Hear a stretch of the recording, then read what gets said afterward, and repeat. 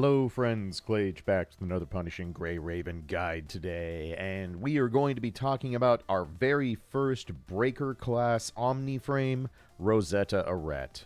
Rosetta arrives with a brand new tank style class and will be taking over, can you actually believe it, Corinna Nashir. After 4+ years of manning the front lines as the Dark Team's tank, shredding the Dark Resistance, Karen finally gets a break. We actually did it, y'all. We actually have moved on from all the 2.0 tanks. Actually, that was the original 2.0 tank. Good lord, that character's been on the front lines for a long time. Anyway, more importantly, we have a brand new dark tank to work with who brings a new class, so we have much to talk about. As always, we'll go over all the stuff you've come to expect in my guides. We'll talk evolutions, memory builds, weapons, Rosetta's Cub, my Poland build recommendations, the team composition she'll slot into, and of course I'll have a full combat kit demonstration and some starter rotations to get you going with the new Dark Team. Before we get into all the details about Rosetta, let's talk about the new Breaker class. So, Breaker is effectively an enhanced tank class. If you want to, you could think of it as Tank 4.0, although getting the generation separated amongst these frames is getting a bit tedious at this point, but nonetheless, the most important part of Breaker's kit to understand is that in addition to just having more modern sensibilities, buffs, and gameplay, Rosetta comes with the Breaker class skill. This class skill acts the same as the tank class skill at base level, reducing enemy damage reduction by a little over 20% for 5 seconds anytime Rosetta does damage to the enemy. But the big difference is that she brings with her the new Hyper Matrix Deduction, and Hyper Matrix Deduction is effectively Matrix on steroids. It procs basically the same way any other Matrix would. The difference is when the Matrix involves a Breaker class, that shred for the extra damage reduction is now increased drastically to 30.88%.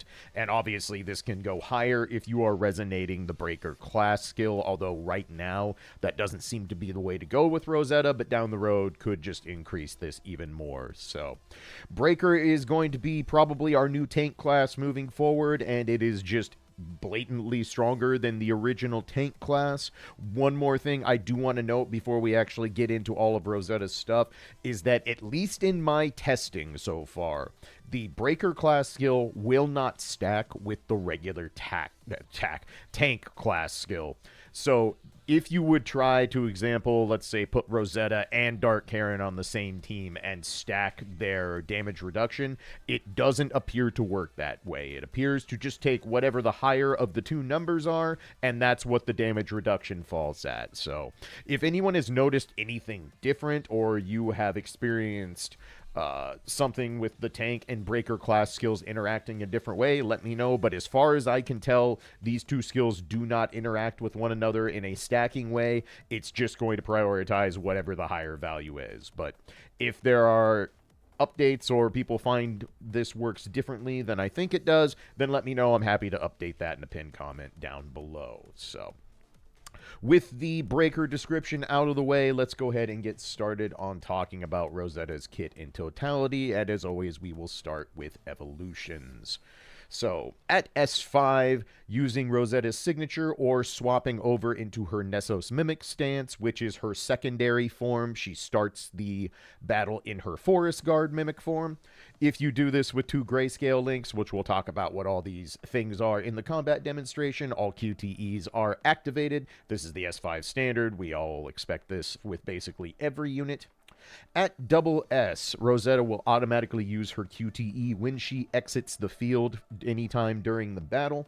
While she is in her Forest Guard form, holding basic while having any of her colored orbs equipped will have its base damage up 60%. When activating Hypermatrix Deduction, this will activate all available QTEs for the duration of that Hypermatrix Deduction.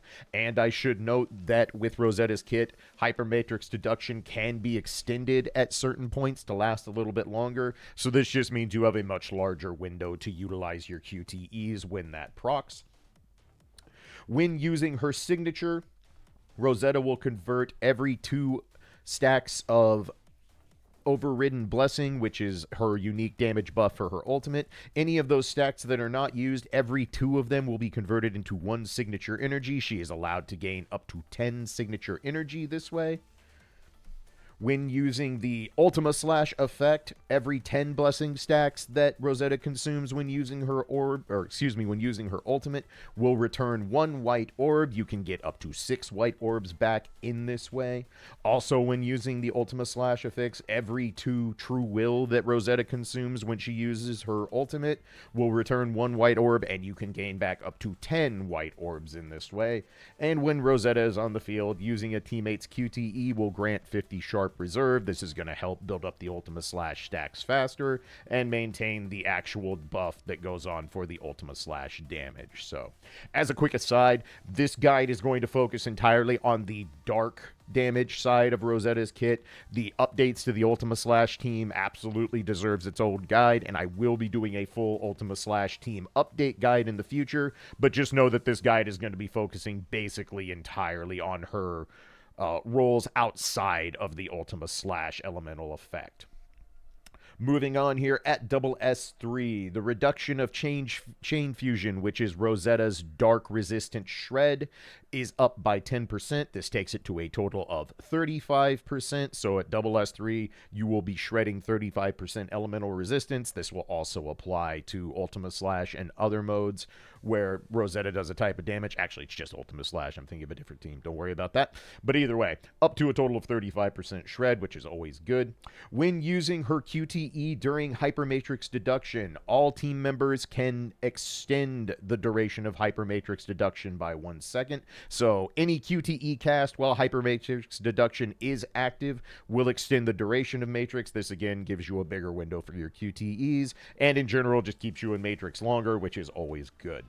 The base damage of her hold basic attack for each color orb while she is in Nessos Mimic mode is up by 20%.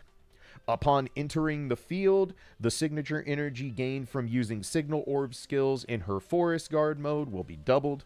Her signature energy, the grayscale she generates, and Sharp Reserve gained from hold basics while she is in Forest Guard are also doubled. And this effect will end anytime Rosetta uses her signature skill at the end of her rotations. Lastly, when Ultima Slash is active, using signature will refund Sharp Reserve equal to half of the consumed True Will. This effectively just helps with maintaining Ultima Slash stacks and maintaining a certain amount of damage you keep up by keeping that active. So very useful for multitude of reasons for the Ultima Slash team.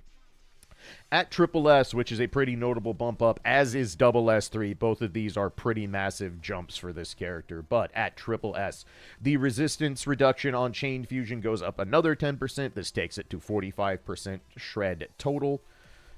After that, when Rosetta is on the team, it doesn't matter if she's on the field or off, but anytime she is placed on the team, QTEs can now be stored up to 2 charges. This means now, if you have a QTE that is off cooldown, you do not use that QTE, and the cooldown time would go through its entire full duration again. You will basically get an extra stack of QTE to use.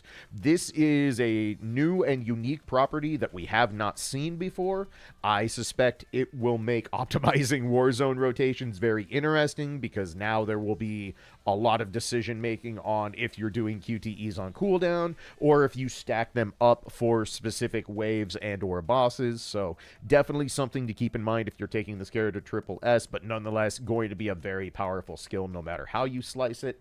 Also at SS, all character switch cooldowns are down by 3%. We see this on every SS modern tank. At this point, Rosetta is no different. This is one of, if not the primary reason to take new tanks to SS, because that 3-second deduction on the switch cooldown usually allows for much more optimal rotations, especially in Warzone, so something to keep in mind there.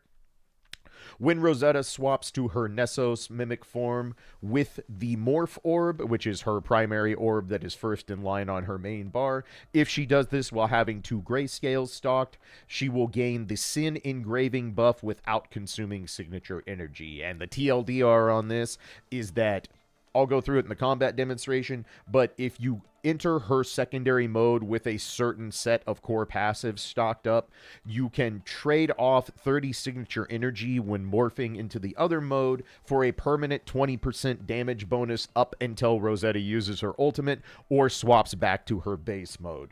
This SSS passive allows you to not spend the signature energy to get that buff, which means it is just a free buff to use during every rotation if your Rosetta is SSS or higher. So very, very powerful buff here. I would say this is probably the defining SSS passive for the character, as just having a flat 20% damage bonus to whatever elemental damage she is doing is real strong to have while she's already doing a ton of shreds. So very powerful there. Lastly, at SSS, the base damage of her signature is up 30%, and when using the Ultima Slash affix, the field she will leave behind after using her signature will be up 100%. So again, more gravy for the Ultima Slash team. At SSS 3, 6, and plus, the extra damage bonus on all hold basics while she is in Forest Guard mode is up 50%. The extra damage bonus on all continuously tap orb skills in Nessos stance are up 50%. Basically, each of her colored orbs has a mode where you can tap it repeatedly to repeat certain attacks. This is a bonus to those. You won't use them a lot, but it is there if you take her into the whale territory. Next up, the extra damage of her signal orb skills while in Forest Guard mode are up 100%. The extra damage of her hold basics in Nessos mode are up 20%. And lastly, the extra damage of her signature goes up 30%, and the extra damage of the Ultima Slash field will also go up by 30%. So with all the evolutions out of the way, let's go ahead and talk potential memory builds for Rosetta. So for the most part, if you are playing this character at SS below, or SSS and higher, you are going to want to utilize a build of her 4-piece signature set Nimue and the 4-piece Bathlon set. Yes, Bathlon is still a key part of the Dark team. Someone needs to carry it. It is a net damage loss on this team if someone is not carrying it. And unless your Rosetta is specifically SS3, she is the best candidate to do it. Rosetta does not particularly need Kadi to do what she does in her rotations, so I highly recommend trying to fit Bathlon onto this character. However, if you have Rosetta at specifically SS3, you can utilize a 4-piece Kadi, 4-piece Nimue set. We would swap over the harmonization to the 4-piece Kadi set. The reason this is preferred for SS3 is that SS3 kind of hedges what Rosetta can do with that unique buff I talked about where she gets a 20% damage bonus. The Kadi bonus to signature energy and making things cheaper to cast enables SS3 Rosetta to use that buff 1 out of every 2 times during her rotation. So this is a net damage gain overall. If you are running this build with Kadi, I highly recommend finding a way to fit Bathlon onto your Bianca if you are using the meta Dark team, as you will definitely want Bathlon somewhere in the mix. But for the most part, you can focus on 4-piece Nimue, 4-piece Bathlon, and Rosetta is going to perform perfectly fine. It is only at SS3 where this has a slight advantage. As for the resonance on both of these sets, they are identical. The lower resonance will be her signature move. Upper can be any 15 attack, and that will be permanent for any of the memory sets you're going to be building currently. Down the line, once we start getting new attackers or new options that maybe push Rosetta to being a sub-DPS instead of one of the main DPSs, we will likely start looking at options to use the Breaker class skill on the bottom, but as is right now, you can stick with Signature and you'll be good to go for what Rosetta is doing. I am not going to go over the Ultima Slash memory builds right now. Again, that's going to require its own entire guide, and I don't want to drag this one out to be a 2.5-hour affair, so if you're looking for the Ultima Slash stuff, don't worry. I will be working on that guide later this month, and I intend to do a full team update for that one.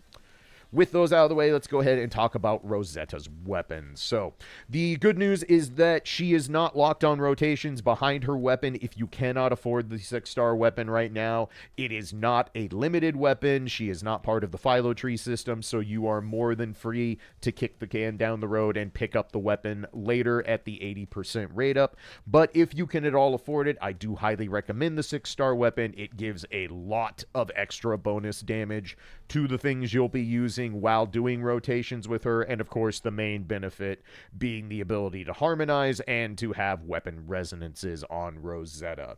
As for those weapon resonances, domain deconstruction, always a high priority for any tank-based class. I will say that if you want to do Rosetta's double rotations, which is something you're going to want to shoot for with this character, she will kind of need deadline timing. She does not have a lot of ways to build orbs quickly or without really throwing off her rotations. In my testing, I have found that you can get through a lot of a war zone without deadline timing, but you will eventually reach a point where you're not able to do a double ult rotation without running out of orbs. I haven't really found a good alternative yet for how to work around this without DLT, so I'm going to talk about this more in the rotations, but if that comes up, your best bet is going to be most likely just doing a single ult rotation whenever you run out of orbs late in the war zone, and then using your third unit to fill a little bit of downtime between Rosetta and Bianca if you're running the meta team. But we'll talk about those as we get there. But consider deadline timing a very high priority for this character. It just smooths out the rotation, guarantees you'll get double ults throughout the entire thing. If you go the distance, you can add on a damage bonus resonance. I would recommend Glorious Afterglow. Rosetta is pinging orbs pretty regularly throughout her rotation, so this is probably going to give you the most bang for your buck, but feel free to test out Matrix Lightning and Incandescence as well.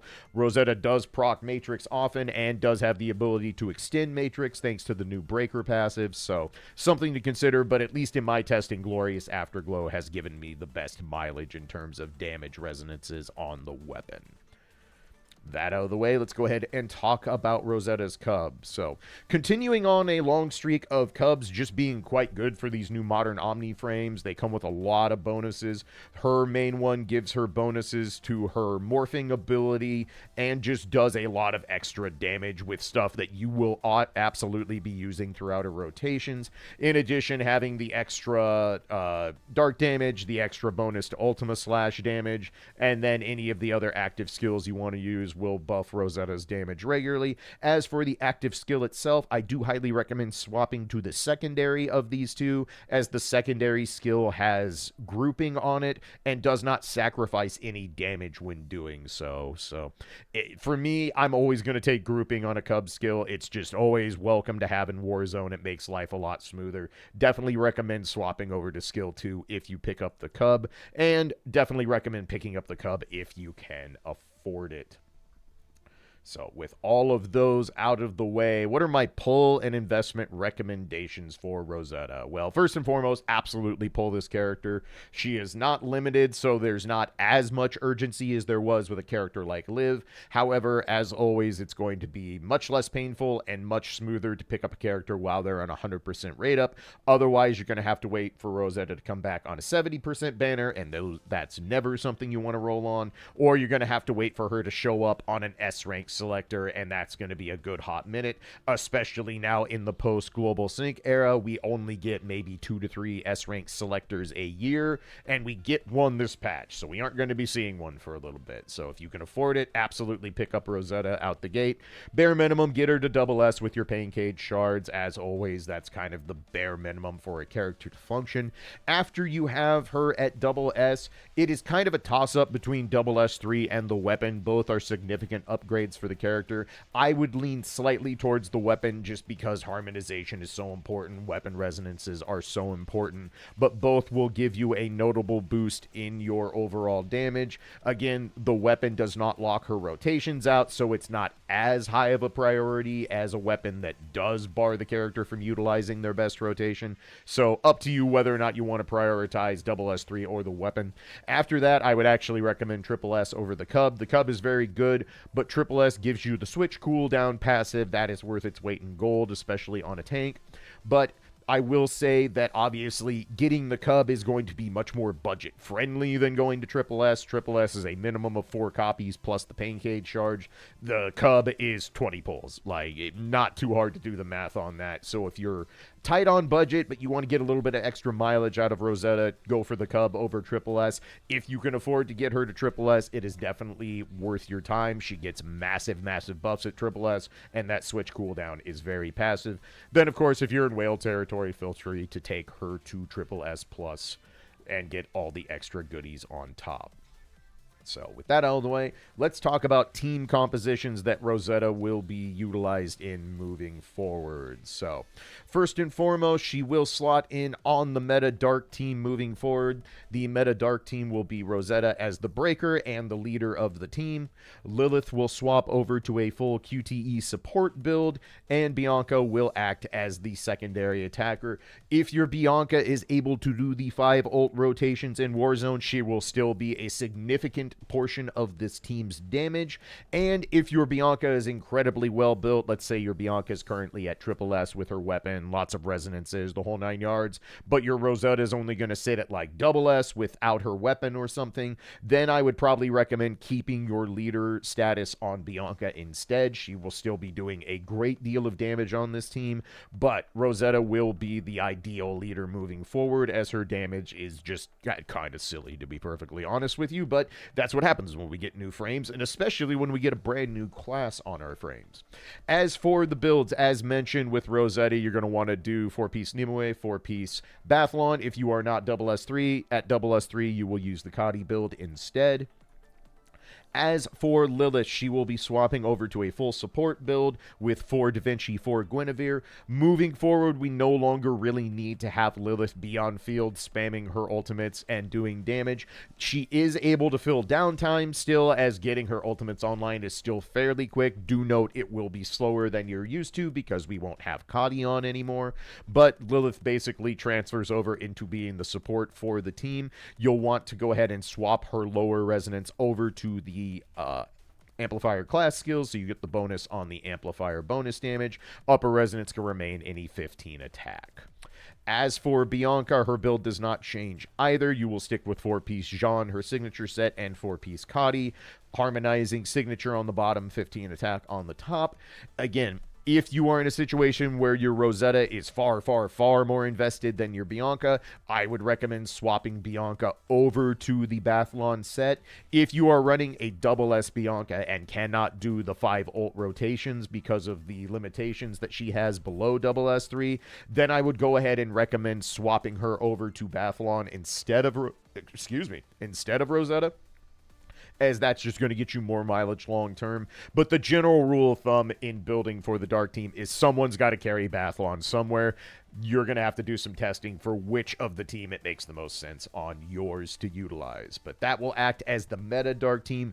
As for budget options, if you do not have Bianca, what I would recommend is swapping out Bianca for your next most well-built amplifier. If you have picked up Teddy in her patch, then Teddy is a perfectly viable option to come in, act as the support bot, and if that is the case, then you will swap Lilith back over to a damage DPS set, so her 4-piece Barcello, 4-piece Kadi setup will work fine.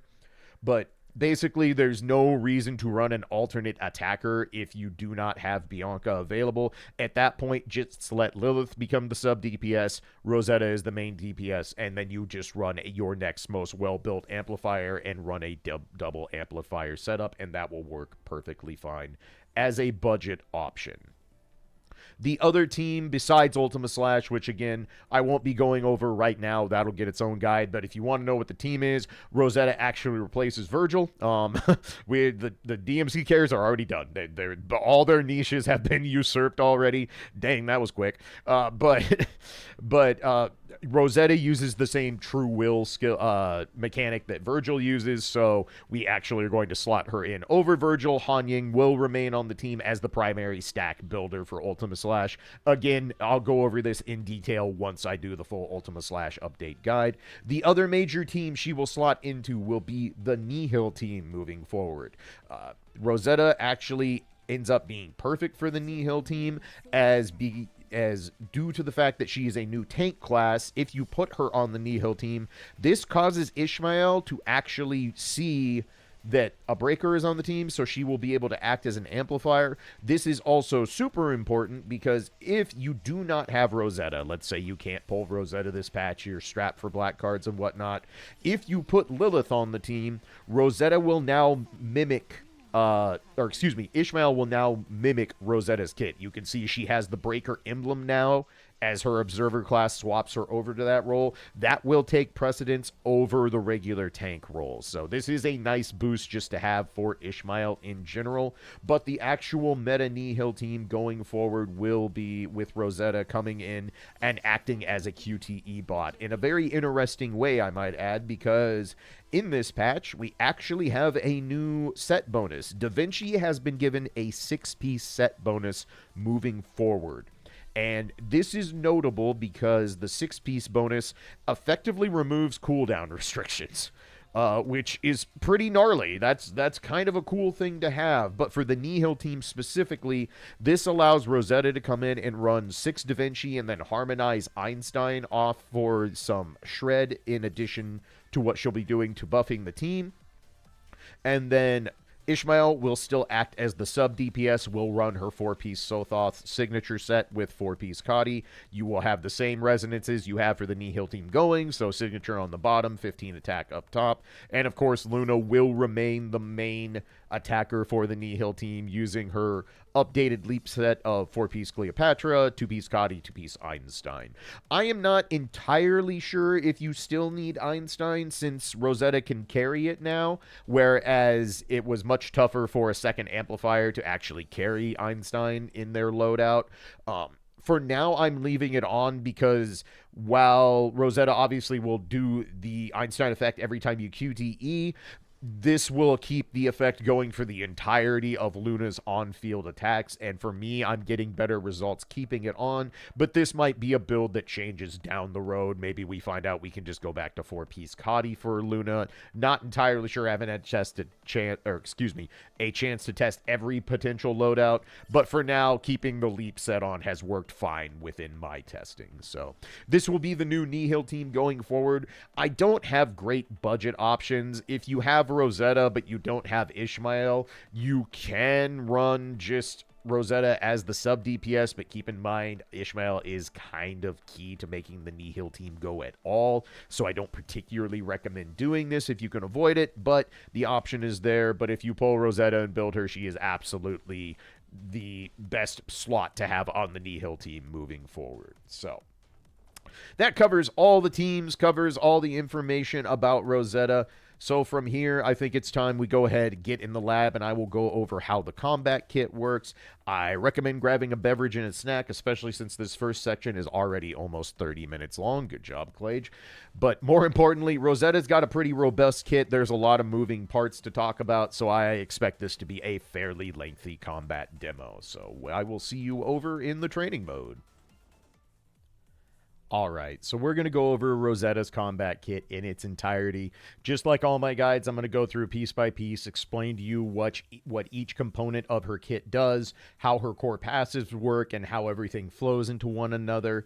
This is probably going to be a lengthy combat demonstration. Rosetta does have a lot of moving parts and a lot of options to play with. However, once you kind of grasp how she works and parse down the parts of the kit you really need to focus on to get through her main rotations, she's not terribly difficult to play. Her stuff is mostly straightforward once you understand how each piece works.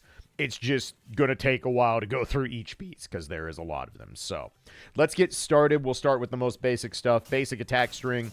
No special or unique properties on this. You're not going to really be utilizing it because it does nothing of note while you are in base form. All it will do is build some white orbs for her, which are the orbs you actually use and consume to ping various skills.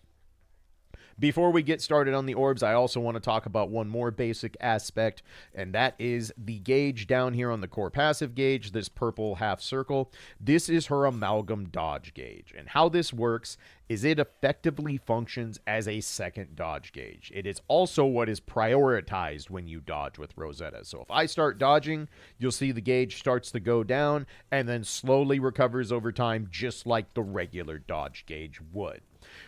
What this effectively means is that you have two dodge gauges to play with, and you will not start actually using regular dodge gauge meter until you are out of the amalgam dodge meter. Basically what happens if you get down, this does not work like the regular meter. If you are below the amount needed to do the dodge, it will swap over to the regular gauge. The regular dodge gauge, if you have any at all left, you can still do one more dodge. This is not the same. So if I do dodge, dodge, and do dodge, dodge again, and then try to dodge a fifth time, you'll see there wasn't enough on the amalgam gauge, so it used the regular dodge gauge instead. In addition to effectively being a second dodge gauge, the amalgam gauge has a unique property where if it is completely 100% full and Rosetta takes damage, what will happen is this gauge will deplete entirely and that damage will be totally negated. She just will not take damage from the hit when it happens. Instead, she depletes the whole gauge, and then she's going to gain super armor and become invulnerable to all damage for 1 second. Not a huge window, but could prove to be pretty useful in more difficult game modes, Babel Tower, the Rapid Pursuit mode we just had in the last patch. I could also see it being very handy if you're using one of Rosetta's skills that has her stationary, and she has a few of those. If you're in a war zone where the lightning strikes happen, if you are at full amalgam gauge, that lightning strike will not cause you to stagger. It's just going to negate the damage, deplete the gauge, and Rosetta can keep doing what she's doing. So this is a thing that will benefit you in everyday play. It's just not one you have to focus on or really be mindful of. It's just going to be a nice bonus when it happens. But for the most part, you can just consider Rosetta having more dodge than basically anyone in the game at this point. If we just spam, so 2, 4, 6, 8, 9, 10.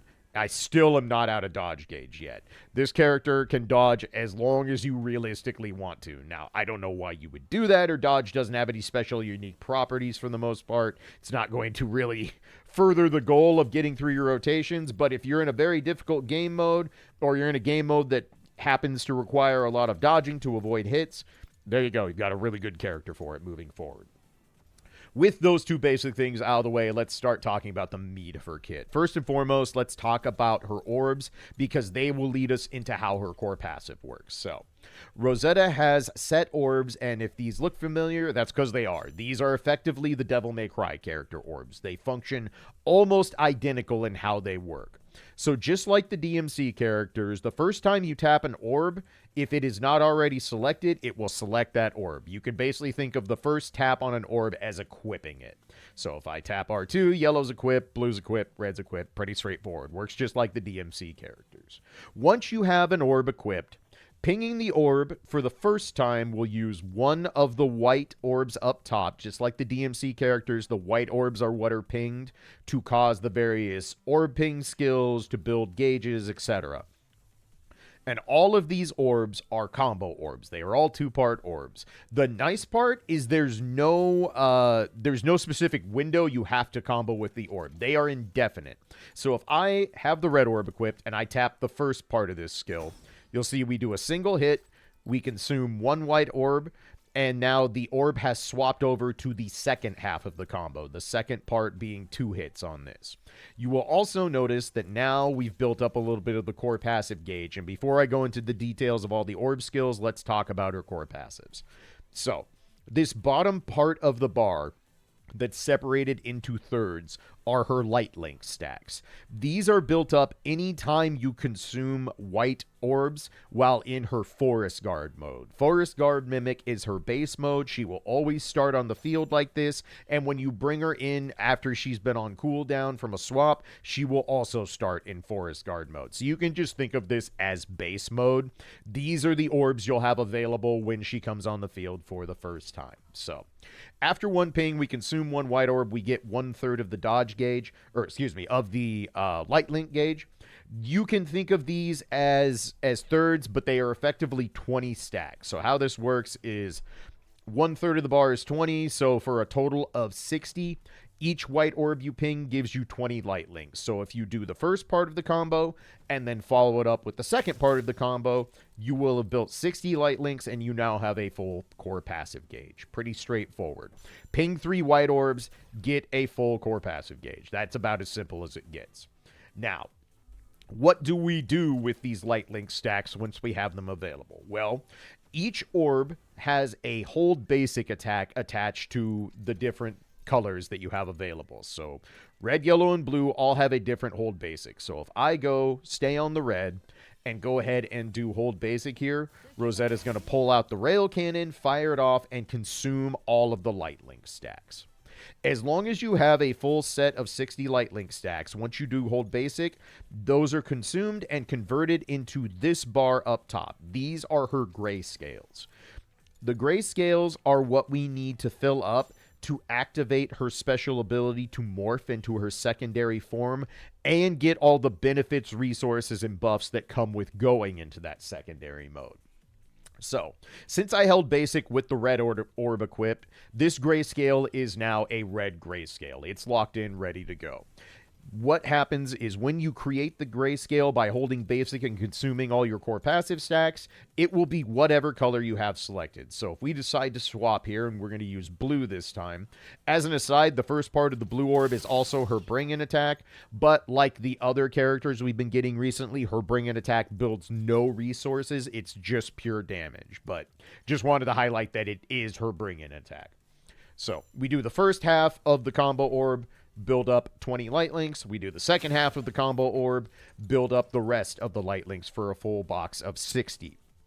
I should also note that anytime you ping 2 white orbs at once, so anytime you do the second half of one of these combo orbs, that counts as a 3 ping. So this will buff up your cub faster, get your cub's active skill online faster. So keep an eye on that while you're playing Rosetta. You're going to build this faster than you would think, because while you're only pinging a total of 3 orbs, every time you do the 2 orb ping, that's going to get you a 3 ping as far as the cub is concerned. So, we have a full set of light links again. We're on the blue orb, so this time I'm going to hold basic with blue equipped. You'll see we do a different style attack where Rosetta rushes in, puts out the field, and then launches the enemy. And now our light links are consumed. We now have our second grayscale stack, and this time it is blue since we had that color equipped when we used hold basic. When you have 2 grayscales, you will see that her morphing orb lights up. Her first orb is her morph ability. This transfers her from Forest Guard into her Nessos mimic form. I'm just going to call this Nessos going forward to keep it simple. But her Nessos form is where a lot of her damage is contained, and it helps build up the damage on her ultimate, which is the crux of her kit, like a lot of modern characters are. So, how the grayscales work is once you have them full, that activates the orb. And there are a couple different things that happen depending on what kind of grayscales you have. So, if these are not matching colors, if you pick two opposing color, not opposing, but 2 different colors for your grayscales, what will happen is that Rosetta will not get the special buff that she obtains for using the same color grayscales when morphing into her second form. The reason you're not going to want to do the same color all the time is that if you are below SSS, what will happen is to activate this buff is called Sin Engravement. And what it is it's a 20% flat damage bonus to whatever element Rosetta is using. So if you are in dark form without the Ultima Slash affix active, she is going to do purely dark damage, and that buff will give her 20% dark damage for the entire time she is in her secondary form until she either swaps back to base form or uses her ultimate.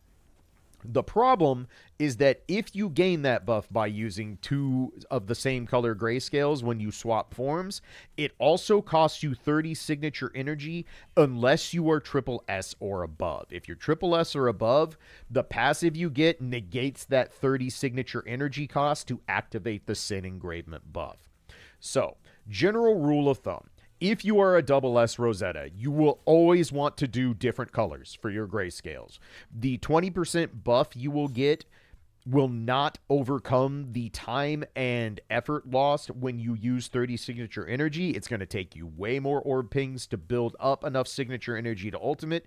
It's going to take more time for you to get to your ultimate. That 20% bonus will not actually override the time loss by getting the buff in the first place. So if you're at double S, always go for 2 different colors. If you are double S3 and you're running the Kadi build that I mentioned in the memory build section, what you'll do is during your double out rotation, you're going to do one transformation where you have different colors and then another transformation where you have the same colors. And it doesn't really matter what order you do it in. The point is that with Kadi active, we don't need as much signature energy to ult. So Rosetta will be able to activate that buff once during her rotation if she's double S3 and using Kadi. If you are triple S, you should be using the same color grayscale every single time. There's no penalty for getting the buff. It doesn't take any longer to do the same color than it does to do separate colors. You should always be shooting for the same color if you are triple S and above. So general rule of thumb, double S, always do different colors. Double S3, do same colors once and different colors for the second. Triple S and above, always do the same colors. Pretty much sums up how the grayscales work in totality. Now, before I actually activate Morph and we start talking about her second form, let's go over the rest of the orbs and how they work and why we use which ones we use. So, in general, the red and blue orbs are a little bit faster in their animations, and their hold basic attacks tend to have quicker animations as well.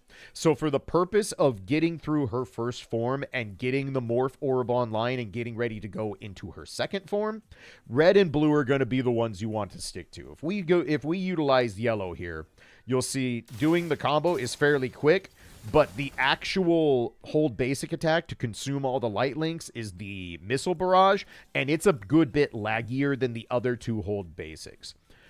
So for the most part, you don't really have a good reason to use her yellow orb while in base form. You should mostly be sticking to either blue or red. Either will work fine for what we're going to be doing.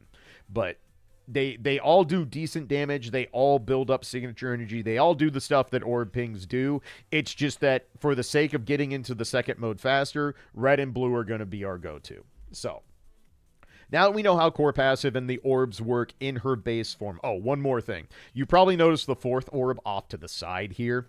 This is effectively an enhanced orb, but not really. What it actually is the opposite orb for wherever you're at in the combo. So right now, if I go to red, right, this is the first part of the red orb combo. This becomes the second part of the red orb combo. Basically, what this does is this allows you to use the 2 white orb ping skill without doing the first ping first. Right now, I have found no practical use for this orb, at least in my testing and practice. But I can see a world down the road where rotations get optimized and wave clears get optimized in Warzone, that maybe you come out of her second mode with some leftover core passive gauge, because the core passives do transfer over between modes. They aren't consumed just because you swap modes. So maybe down the road there's a world where we come back into base form and we already have 20 light links stocked by keeping the other core passive gauge and not using all of it before we ult or whatnot. If that becomes a thing that we use with regularity, then this orb becomes very valuable because it lets us just get the last 2 parts of the light link stacks without having to do the entire combo orb. But for now, I don't see a real purpose in using this. It's there, experiment with it, maybe you'll find something. But I think this is going to take some heavy optimization before this actually becomes a worthwhile orb that's going to be a key part of rotation. So for now, you can more or less ignore that this orb exists at all. It's not really necessary to utilize. So with all of those covered, let's go ahead and talk about morphing into Nessos form, what that entails, and what kind of bonuses we get. So first and foremost, if you have not morphed yet in the battle, this is the first time in the entire battle, not the first time after Rosetta comes on the field. This will only work once in the entire battle. But the first time you morph, there's going to be a full animation that plays out that causes time stop, does damage, and gets Rosetta into her Nessos form. You can kind of think of this as a one-time extra ultimate, because that's effectively what it is, but it is only the first time you morph with 2 grayscales loaded. So if we go ahead, there's 2 ways to activate this. You can either tap the morph orb or you can hold it. In my testing, tapping seems to do more damage. It's not a ton more damage, but it seems to do more damage than the hold. If you found different or found any reason to do the hold animation as opposed to the tap animation, let me know. I'll add that in the pinned comment as well. But as far as I can tell, tapping seems to be the more efficient way to do this. But let's talk about what happens when we actually go in the Nessos mode. So I'm going to tap the orb. This causes QTEs to go off, plays out an animation similar to an ultimate, and if we use 2 grayscales to transfer over into Nessos form, it will also proc Matrix, which in Rosetta's case is going to be the Hyper Matrix reduction situation, which boosts all her damage, as I talked about during the evolution section. So, we are now in Nessos form. We are in the secondary form, and this comes with a few various buffs. One is that any attack that Rosetta does while in Nessos form is going to apply the Chain Fusion debuff. So I think it ran out there. But Chain Fusion is the Dark Shred. If you are in Ultima Slash mode, this will do Ultima Slash Shred. But all of her attacks while in this mode effectively cause her shred to basically stay on permanently for the duration of the mode. This is very strong because combined with that potential buff you can do with Sin Engraving, if you're higher evolution, you're talking about up to 45% shred at SSS with a 20% damage bonus to the element in question. Pretty good. That's a lot of damage. That absolutely matters. So keep that in mind, that is one of the main perks of going into Nessos mode. The second perk being if you are SS3 with Hearty or SSS, you get the 20% bonus from Sin Engravement as well. With all that, the core passive gauge switches over to Lance mode. This is pretty simple and straightforward. If you come in with 2 grayscales, this will be completely full. You'll see it's broken into 2 halves. This particular set of stacks is her overridden blessing stacks, and these can stack up to a total of 120, if I remember right. 60 for each one.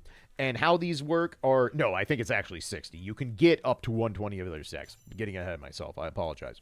But either way, 2 halves of the lance represent the 2 grayscales that were consumed to fill up this particular bar.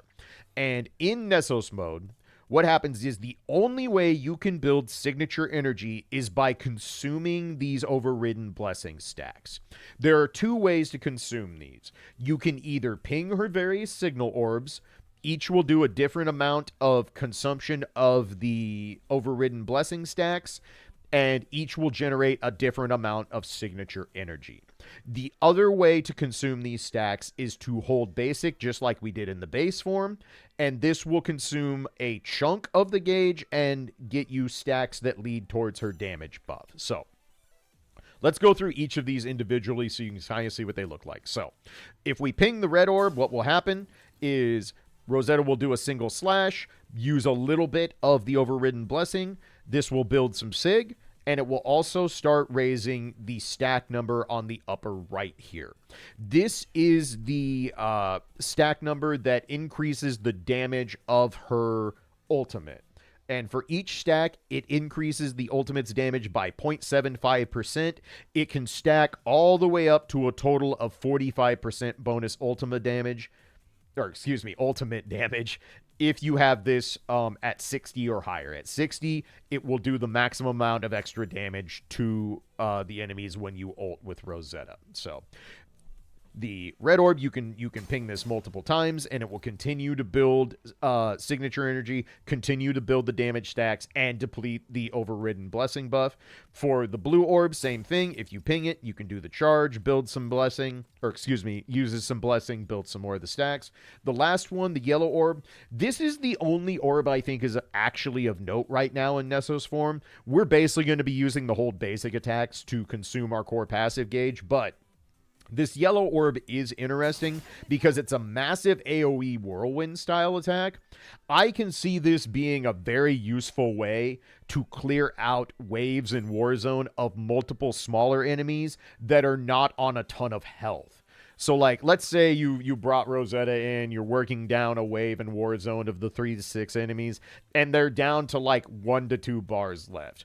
Using your ult at that point is going to be way overkill, so it might actually be worth it to swap over to spamming this instead and to take out that wave before actually utilizing her ult. So, something to keep in mind there. We'll show you the more efficient way to consume the core passive and use the stacks here in a second. But a couple other things in Nessos mode. One, you can morph out of it at any time. You don't particularly have a good reason to do this because, again, this is where the shred is. This is where all the damage is. And the other thing is the purple down here is her amalgam gauge again. So if I dodge, you'll see it uses a little bit of it. Works exactly the same as it does in base form. It's just shaped differently to match the gauge in the ultimate mode. So I'm going to go ahead and ult so we can get back to base form. When you ult, Rosetta will do the big charge, a massive explosion happens, and she will create a field that will do the damage of whatever type she is using. In this case, it will be dark damage. As far as I can tell, this field of damage that she leaves behind after her ultimate has infinite range. As far as I can tell, it will reach anywhere on any stage. So there's no big like ring AoE like there is with Vera or with Watanabe, for example, when they do their ults and create their field effects. So it's kind of nice that this is just straight up like you have infinite range on this. It'll hit whatever is on the screen. So let's go ahead and get back into Nessos mode so I can talk about the hold basic attacks. So going to go ahead, ping a couple, hold basic to consume, ping a couple, hold basic to consume. You're getting a preview of what the actual rotations are like. And then we're going to go ahead and activate into Nessos mode. Now, again, since we've already activated once, this time we do not get the special animation nor the time stop. That is a one-time thing for the entire battle.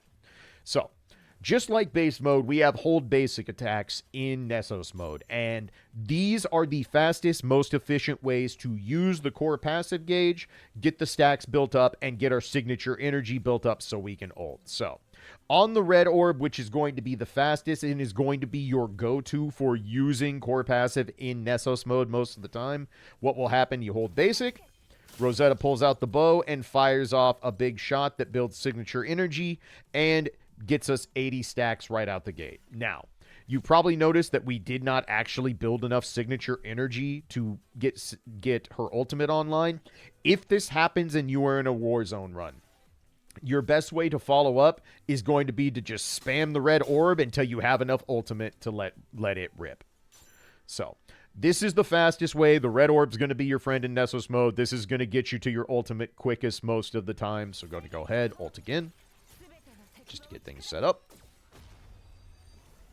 And then let's get back into the mode so we can talk about the other ones. So, combo orb, hold basic, combo orb, hold basic, morph.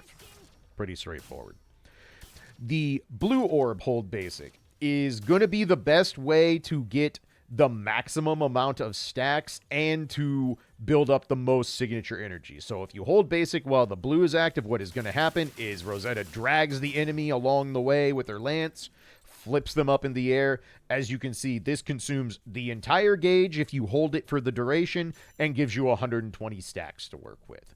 This is the most guaranteed way to get your ultimate while in Nessos mode, but as you saw, it is a notably slower animation than the red hold basic.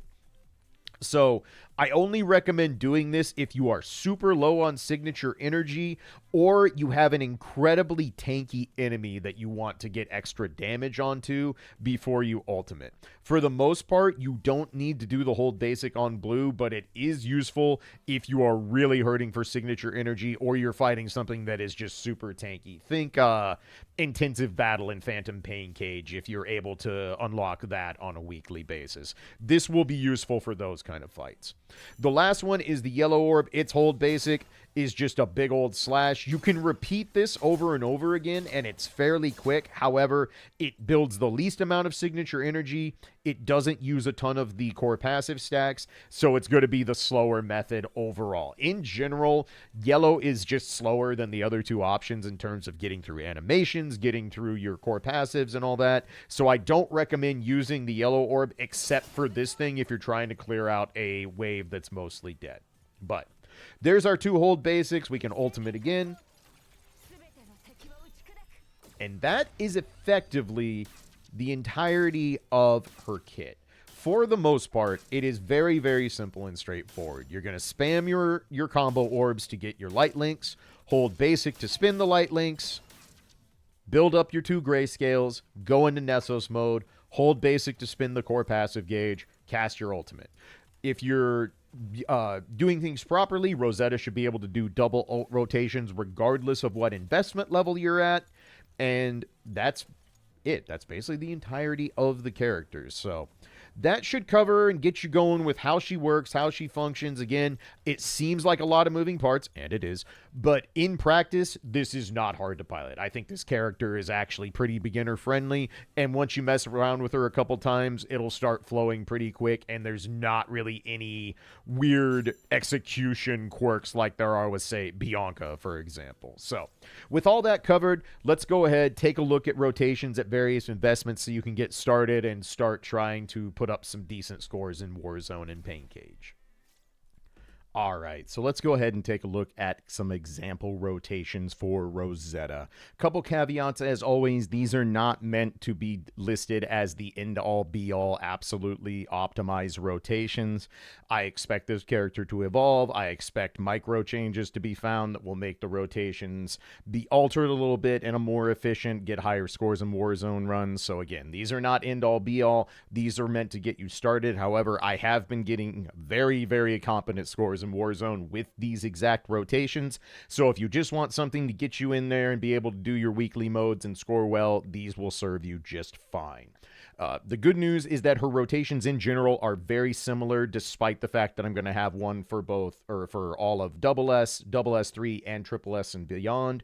But they're all very similar in how we build things up. The combat demonstration kind of gave you the game plan for how we get through Rosetta's rotations, and they function very, very similarly. So the only major differences are going to be how quickly we can build up core passive resources to get into her Nessos mode, and that's where all the shred is, and that's where we pop ultimate for Rosetta's really, really silly damage.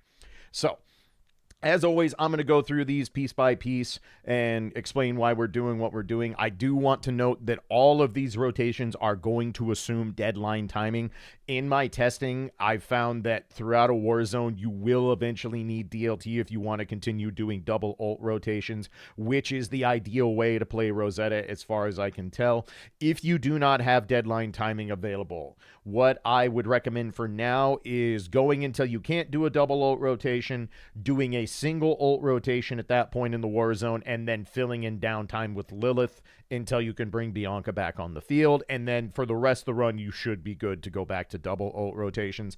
I personally could not find a non-DLT set that got all the way through Warzone without making pretty heavy compromises.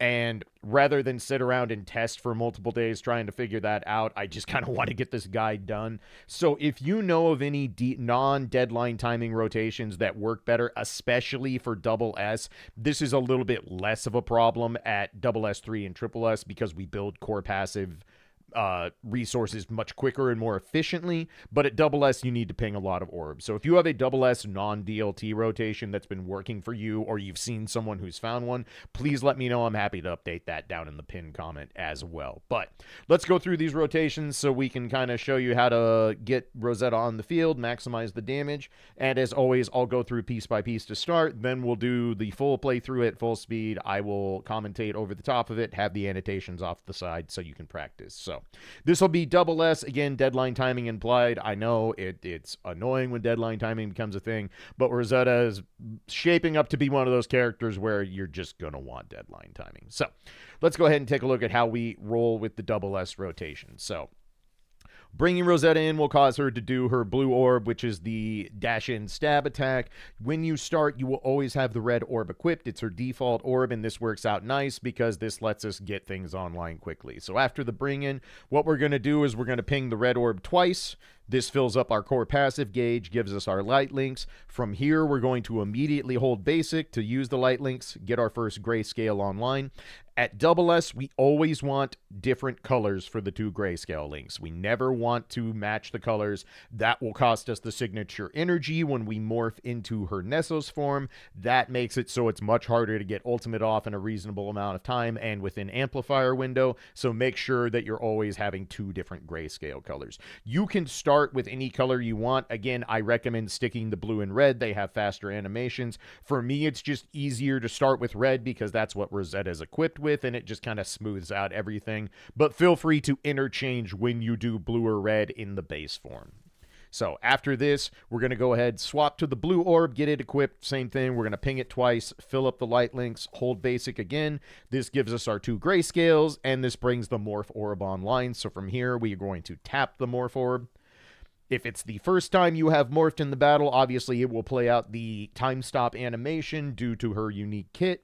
After this, for every rotation going forward, when you morph, there won't be a specialized animation, so you'll want to go into the second part of her rotation immediately. So once we get into Nessos form, we're going to re-equip the red orb. Do note that you can do this as the time stop animation is playing out. As you can see here, right now we can't see the bar, but as we progress forward a little bit here, as the animation is ending, everything comes back online for the UI. So you are clear to go ahead and re-equip the red orb here. The reason we want the red orb in Nessos mode is it has the fastest hold basic attack animation. It's just the big laser blast.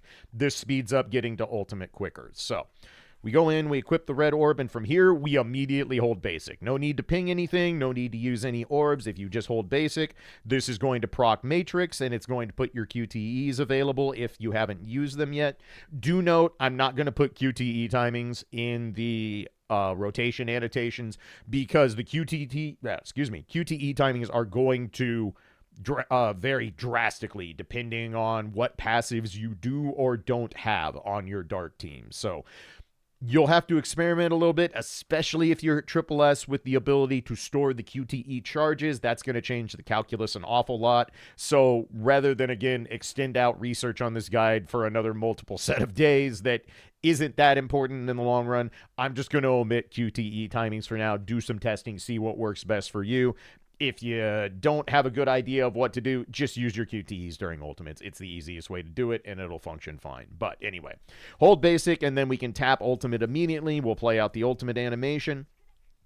And from here, we basically do the same thing. We need to rebuild up our grayscales, get back into Nessos form, and then cast our second ultimate. So, re-equip the red orb when you come back. This should be done automatically as when you go back into Nessos form. You should be on the same orb you left off on, so red should be available. So again, we're going to do 2 red pings, fill up the light link bar, and then hold basic. This gets our first grayscale. As you're holding basic, remember to swap over to the blue orb next, and then do 2 blue pings, hold basic again, get our second grayscale orb, and then tap the morph. Again, on your second morph, you're not going to have the big animation play out. It's just going to happen immediately. So as soon as you tap morph, go ahead and re-equip the red orb. And then as soon as you come out of the animation, start holding basic. For this second one on SS and on some other setups, you're not going to have quite enough signature energy after the hold basic. As you can see, we're missing just the last little bit of pixels there. All you do is after you let go of hold basic, just tap red once. I accidentally tapped it twice here while I was recording this. You only need 1 extra red orb, and then this will be enough for your ultimate. And then cast your second ultimate from here, and we take Rosetta off the field. So ultimate goes off, don't need to ping anything on the way out, swap to your next attacker, and go from there. So pretty straightforward. If you can grasp this rotation, you can grasp literally any of Rosetta's rotations. So we'll go through it in real time. I will commentate over the top, put the annotations off to the side, but SS Rosetta rotation, deadline timing implied in use. Let's go. Swap Rosetta in, 2 red pings, hold basic. Switch to blue, 2 blue pings, hold basic, tap the morph orb. Hold basic after swapping to red, ultimate, and get ready to go back into base form. From here, 2 red pings and hold basic, 2 blue pings after equipping it, hold basic, tap the morph orb, hold basic, 1 red ping, ultimate. After the ultimate, swap to your next attacker and go from there.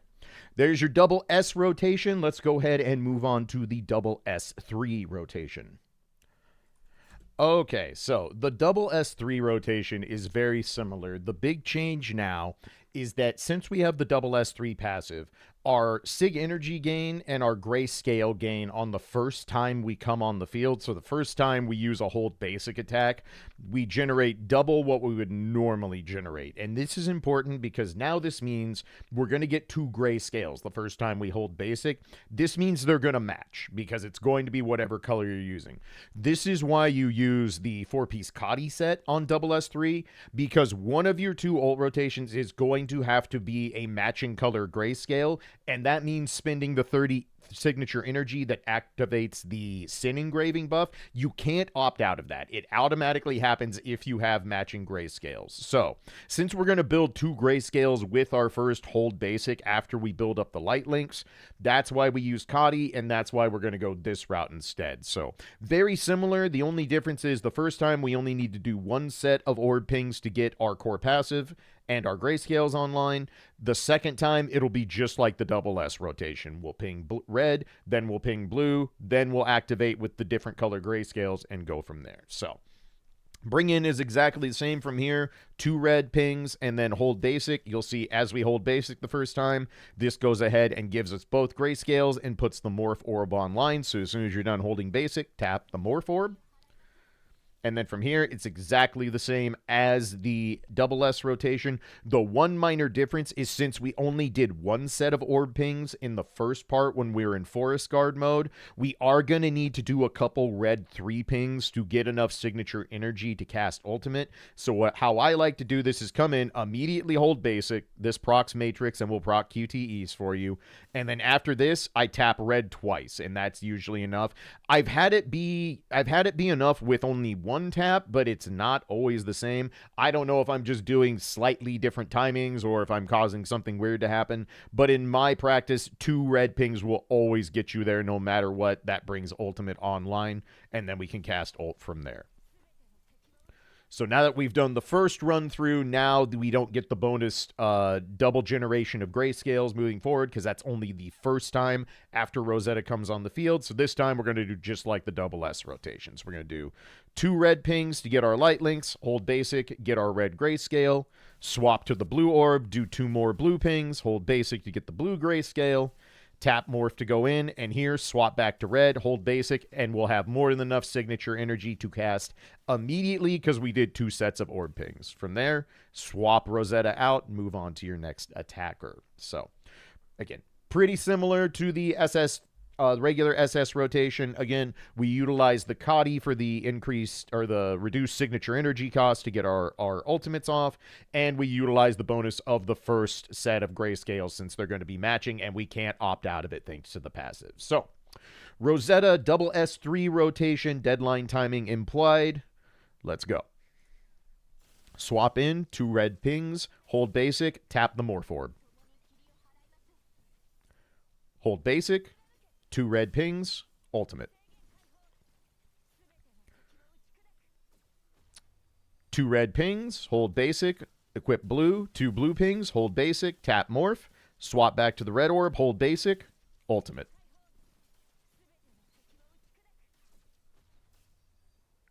Swap to your next attacker. There is your double S3 Rosetta rotation. 1 left to go. Let's take a look at the rotation once you have Rosetta at triple S or higher. Okay, so the triple S rotation, very similar to the double S3 rotation. The nice thing now is since we can always use the Sin engravement buff without spending the signature energy, that means we always want the same color grayscales for every single rotation with Rosetta. This is nice because it means we never have to equip a different orb. We can just stay on the red orb at all times, use that to build up our core passive gauge, and then get our ultimate online. So this is probably the easiest out of all the rotations just because there's no swapping back and forth between the different orbs. So This one's pretty straightforward. Let's go ahead and go through it. So, same as always, bring Rosetta in. We're going to do 2 red pings, hold basic. This gets our grayscales online and gets our morph orb available. So we tap morph. If it's the first time in the fight, the animation will play out. From here, all we need to do is hold basic. This will give us ultimate immediately because of the triple S passive, where the first time going through your rotation on the field, Rosetta gets extra signature energy from holding down basic, so that's just going to make things simpler. So hold basic, and then we go ahead, use ultimate. And from here, very similar again to the double S3 rotation. The only difference is now we are going to go ahead and use the same color grayscale for both of our build-ups here because we want the Sin engravement bonus. So tap red twice, hold basic. Tap red twice again, hold basic. This brings the morph orb online. Tap morph. Again, there won't be any animation after the first time you've morphed. From here, hold down basic. You will be just short again on the signature energy ever so slightly. As soon as you land, you just need 1 red 3 ping. I accidentally do 2. What can I say? Sometimes I'm a masher. I was just at a fighting game tournament. Sometimes you'd be mashing. But you only need 1 red ping here. That will get you enough for the ultimate. Let the ultimate rip, and then as soon as the animation plays out, swap to your next attacker. Pretty simple, pretty straightforward. Triple S got it easy this time. So, one last one. Let's go through it in real time. Rosetta, triple S and above rotation. Once again, deadline timing implied. Swap in, 2 red pings, hold basic. Tap morph. Hold basic. Ultimate. 2 red pings, hold basic, 2 red pings, hold basic, tap the morph orb, hold basic, 1 red ping, ultimate.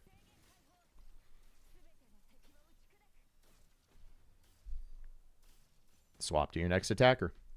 There are all your starter rotations for Rosetta. That should get you online and going through the war zone quite efficiently. These can also be utilized in Pain Cage. This is the fastest way to get to her ultimate in all 3 of these rotations that I have found. So feel free to utilize these for Dark Pain Cage bosses going forward. Should also work in theory with Ultima Slash if you are using her on that team for Ultima Slash bosses. Just make sure you actually activate the Ultima Slash effect before you start the fight. But that covers all the rotations, so we can go ahead, put a bow on this guide, and call it good. So let's get out of here.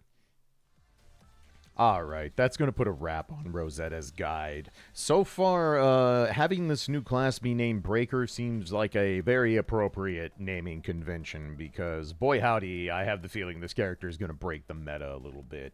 These updated tank abilities, her raw damage, and just the general kit with the new stuff we have, like stacking QTE charges if you want to hold on to them, and just the general shred this class gets is mighty impressive. I'm getting pretty silly numbers in Warzone already, and that's without me having, like, super clean runs or hyper-optimizing the new stuff. So, I think we're moving into another era of PGR where new classes are going to drastically change how we look at the game and how we approach team building. So this is going to be a very interesting year if they keep introducing characters like this. We've got some big changes ahead, but overall, I expect to see some pretty comical scores in Pain Cage and Warzone once people really start optimizing this character in her new teams. You know, I expect the Dark and Nihil teams to see a significant boost, and hopefully Ultima Slash as well. I know a lot of people, including myself, feel like Ultima Slash can be pretty cursed to play, especially in Warzone if there's more than one enemy. So, kind of hoping Rosetta is going to help at least smooth that out a little bit. I am bummed that the DMC characters are effectively already benched. Feels a little quick to do that for how important that collab was, but that's the nature of PGR. Characters get power crept on the regular. We kind of know how it works at this point. So, nonetheless, excited to see what's down the pipe there. I will say I need to take a moment and give massive shout-outs to the design team over at Kuro. This frame is gorgeous. Like, the intricate details on this frame and their 3D modeling is just getting so good. I'm so impressed with what Kuro is doing, and I've been staring at games for a very long time, and I have watched ArcSys, you know, really evolve what we can do with 3D modeling, and I'm starting to see that same kind of detail and love put into these things. This is just an absolutely stunning Omni frame we've got with Rosetta, and I'm a big fan of the fact that they're getting back to making a frame that is notably much more mechanical than humanoid. I think that's an important part of PGR. Sometimes we go on runs where we get a bunch of frames that basically end up looking like normal humans with superpowers and maybe a robotic limb or two, but I really like when we get these frames that are clearly reminding us that these characters are mechanical first and humanoid a very distant second. Now, that said, the humanoid-looking frames also have their place in this game. Some of my favorites are the characters that look mostly humanoid, you know. I'm a huge Han Ying fan. She looks human almost in her entirety. So, but I am glad to see us getting back to, hey, these are constructs, they are mechanical beings, and the design really showing that off. But man, what an incredible job they did with this unit. I'm so impressed. Also super impressed with the new Bianca cording. My god, this is gorgeous. Like, absolutely stunning design. Someone on this team is a Drakengard fan, I'm pretty sure, and you know what? I am totally okay with them telling on themselves. Like, go off, my friends. If you're going to keep making stuff this good, then let these fiends cook, because they are doing work. Between these new skins, Rosetta's design, we got some UI updates for, like, Warzone that are pretty slick, so Kuro is continuing to evolve how the game looks and functions, and that's always a good sign. It means they still care. It means they're putting a lot of love and effort into these characters, and I don't think we can ask for much more than that. So, big shout-outs to the design team over at Kuro. I think they cooked extra hard this patch.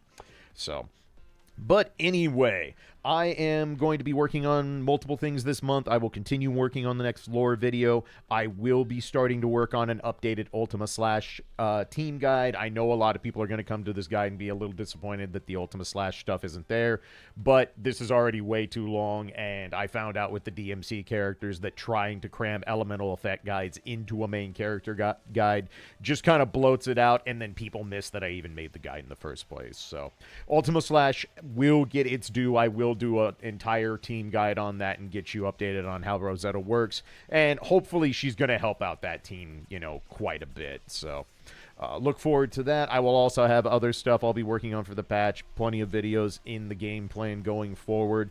And just a quick thank you again for being so patient with this guide. I know this one is much later than I would like it to be out, but with me going out of town to work Frosty Faustings, the changes to the test server and all that stuff, it was just kind of inevitability. I either would have had to cobble together a half-ass guide that would not have been worth watching in the first place, or I just take the hit, do it right, release it later than I want, and if I lose some views, I lose some views. It's far from the end of the world. I would much rather put out a good guide that takes longer than rush one just for the sake of trying to get a few extra views for the content creator program. So, yeah, that's pretty much going to cover everything. If you noticed anything I missed or there's any corrections that need to be made, I will do a pinned comment down below. If you noticed anything I might have overlooked or glossed over that you feel is important for the character, or if you found any tech out in the wild amongst the player base with Rosetta, feel free to share that in the comment. I'm always happy to highlight those and let people know of anything I missed. I'm not perfect. This character is still brand new. There's going to be